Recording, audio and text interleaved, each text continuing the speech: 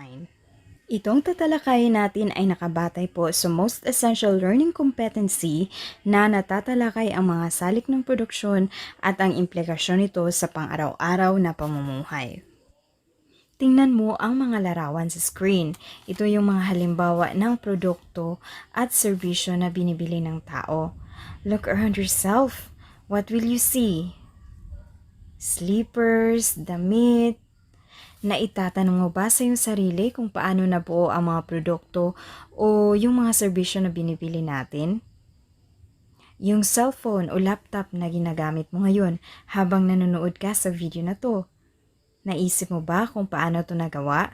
Naisip mo ba kung anong sangkap na ginamit o yung kinakailangan upang mabuo ang alcohol, face mask o yung mga produkto na ginagamit mo sa pang-araw-araw? Basahin natin, ano ba ang produksyon? Ito ay paglikha ng kalakal o serbisyo na tumutugon sa mga pangangailangan at kagustuhan ng tao. Ito rin ay proseso kung saan pinagsasama ang mga salik ng produksyon o yung input upang mabuo ang isang produkto o yung tinatawag na output. May iba't ibang proseso na pinagdadaanan ang paglikha ng produkto, kaya may mga salik na ginagamit upang isagawa ang produksyon. Ano nga ba ang produksyon? Ngayon, subukan natin gawin ang gawain 1. Ayusin ang mga larawan ayon sa wastong pagkakasunod-sunod sa pagbubuo ng produkto. Alin kaya ang mauuna rito? Tama, pinakauna yung number 1, yung may mga punong kahoy, at pang-apat o yung output ay yung upuan. Correct. Makikita natin sa larawan na mula sa mga punong kahoy, may pinutol na puno na kinakailangan ng lakas paggawa sa pagproseso nito hanggang sa ito ay maging isang upuan.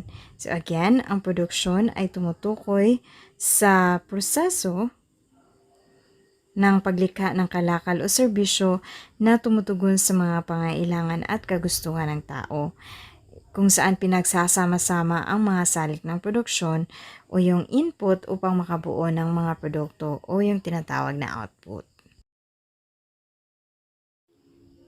Another example, ang produktong banig.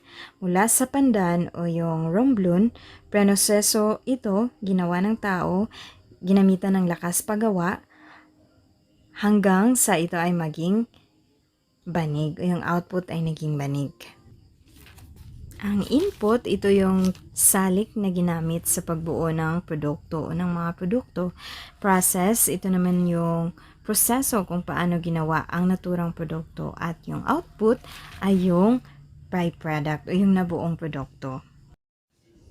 Ang mga salik ng produksyon. Ang salik ng produksyon ay tumutukoy sa anumang bagay na ginagamit sa paglikha ng mga produkto at serbisyo. At ito yung lupa, paggawa o lakas paggawa, kapital at entrepreneur. Ang lupa, ito ay lahat ng bagay na may pakinabang sa tao na mula sa kalikasan. Pangalawa ay ang lakas paggawa.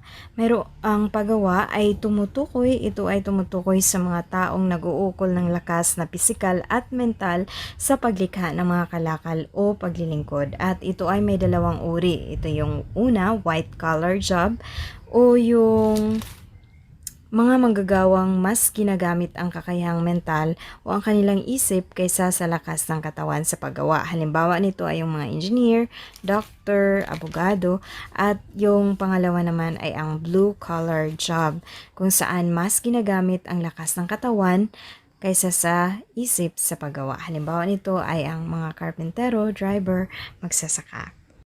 Pangatlo ay kapital. Ito ay tumutukoy sa kalakal na lilikha ng ibang pang-produkto. Mga kagamitan ito na gawa ng tao na ginagamit sa paglikha ng panibagong kalakal. Ito ay maaaring salapi at infrastruktura tulad ng mga gusali, kasada, tulay, pati na ang mga sasakyan. Pang-apat, entrepreneur. Ito ang tagapag-ugnay ng naunang mga salik ng produksyon upang o yung mga lupa, kapital, paggawa upang makabuo ng produkto at serbisyo.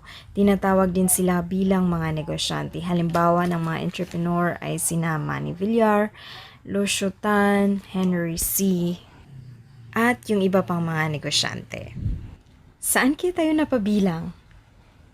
Ikaw kung gusto mong maging negosyante sa hinaharap, nabibilang ka sa entrepreneur o yung kung gusto mong magtatrabaho, napabilang ka sa lakas paggawa. Ngayon, subukan nating sagutan ang mga sumusunod na tanong. Ang panuto, basahin at unawaing mabuti ang sumusunod na mga pangungusap at katanungan. Piliin ang titik ng tamang sagot. Right, let's begin. Number 1. Ang salapi ay kabilang sa anong salik ng produksyon? A. Lupa, B. Paggawa, C. Capital, D. Entrepreneur. Correct. It's letter C. Capital. Pangalawang bilang. Ito ay tumutukoy sa kakayahan at kagustuhan ng tao sa produksyon ng kalakal o serbisyo. Tama. Letter D. Entrepreneurship. Pangatlong bilang. Ang salik ng produksyon na nagbibigay ng hilaw na sangkap o materyales. Correct. Letter A. Lupa. Pang-apat. Ito ay tumutukoy sa kita ng isang entrepreneur o ng isang negosyante. Correct. Letter B. Tubo. Number 5. Ano ang hindi kasama sa terminolohiya ng produksyon? Magaling, letter D, motibasyon. Number 6. Ang mga salik ng produksyon na ibinahagi upang makagawa ng kalakal ay tinatawag na letter C, tama, input. Number 7. Ito ay tumutukoy sa paggamit ng lakas ng tao upang makalikha ng produkto at serbisyo. Correct, it's letter B, paggawa. Number 8. Ito ay ang paglikha ng kalakal o serbisyo na tumutugon sa mga pangailangan at kagustuhan ng tao. Correct, letter C, produksyon. Number 9. Sila ay mga manggagawang may kakayahang pisikal, mas ginamit ang lakas ng katawan. Correct, it's blue-collar job. Number 10. Ano ang ibang katawagan ng entrepreneur?